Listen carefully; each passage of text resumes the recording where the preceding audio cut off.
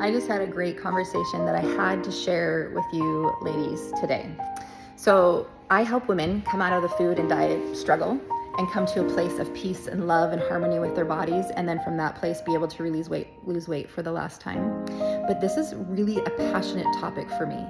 And the reason why I want to share with you this phrase, and it's a strong phrase, is that dieting is a war, a direct attack on the divinity of the identity and of the purpose and worth of women. It's a strong statement, I know, but it's important for you to understand. And those of you who don't know me, I'm Carrie Nygaard. I'm the creator of the Freedom with Body and Food method. I am the founder of the Brain Management 101 life coaching practice, where I teach people some basic things about their brain, where they can get in front of their brain and manage it without it managing them. And we apply it to food and body to help women come out of the food and body struggle and into a place of peace to be able to release weight for the last time. The reason that dieting and diet culture is a war on women is this. From the time that I was a little girl, I was taught that your spirit lives within your body, and then when you will die, I was taught this in Sunday school, and then when you die, your body will stay here on earth, and then your spirit goes up to heaven. And I was taught this. However, I never really identified or was able to apply this concept when it came to my body and the weight on my body, because of the ideology that is taught within diet mentality. Now, diet mentality is woven all throughout our culture. It's so nuanced that we can't even see it when it's spoken straight to us. We accept it as fact when it's just ideas that aren't even helpful, by the way. Diet mentality for women is based on this idea that there's this beauty standard, and it's an ideal beauty standard. And the closer you get to this idea of what the beauty standard is, and beauty standard is a moving target, by the way, it changes from time to time, from generation to generation, what the ideal beauty standard should be for women and a woman's body. But the closer you get to that, the more valuable, the more confident, the more accepted that you get to feel and be. And the way you get there is through dieting. So when you go about it from this standpoint, food no longer becomes nourishment for your body. It now becomes the very thing that's keeping you from being able to feel accepted and worthy and valuable as a person. It attacks your very core and worth. So diet mentality is a direct attack on women, because when we're so busy trying to obtain and get our bodies to be the way that they're supposed to be, because that's what we've been taught, then we completely are distracted from the divine eternal truth. And it's this, that you did not create yourself, your creator did. And that as a woman, you have a divine identity and purpose. You have a divine identity and purpose, but when you're so busy trying to get your body to be a certain way, you're completely distracted from that. Now, if you were in a war against someone, what would you want them to do? You would want them to reject themselves. You would want them to wage war on themselves. And diet mentality does this to women.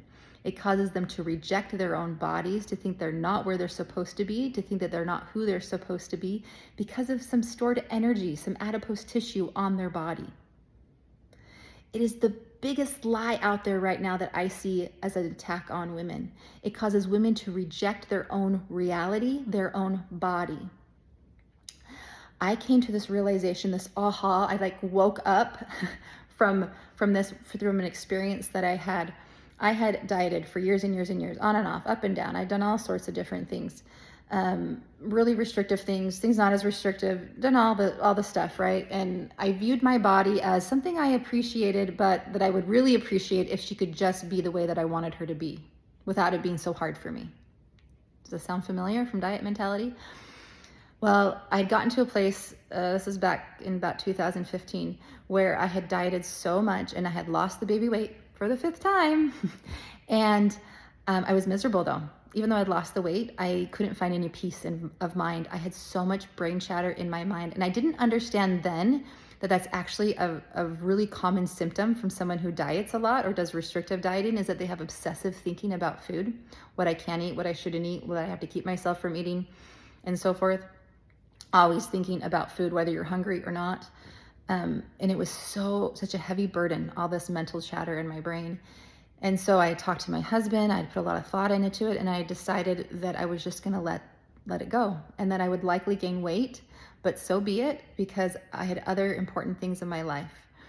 And I went to God in prayer. I'm a prayerful person, and I had kind of a have it all out type prayer with God, where I told him that I'm going to stop doing this dieting thing, and that I'll probably gain weight, but I'm going to let it go because I need to focus in on my other more important things in my life. And I was shocked, because into this heartfelt prayer, as I'm nearing the end, these words come to my mind, and it's this: keep going, Carrie. And I was deflated. What? Keep going? The last thing I want to do is keep going. Didn't you just hear everything I said? This is keeping me from more important things. And it came again. Keep going, Carrie. I thought, okay, I don't know what this means. I'm not sure. But as I got up off my knees that day, in the days and weeks and months that followed, mentors, information, inspiration came that led me to becoming free from food and body struggles. It also allowed me to release weight off my body, or maintain a place in my weight without dieting.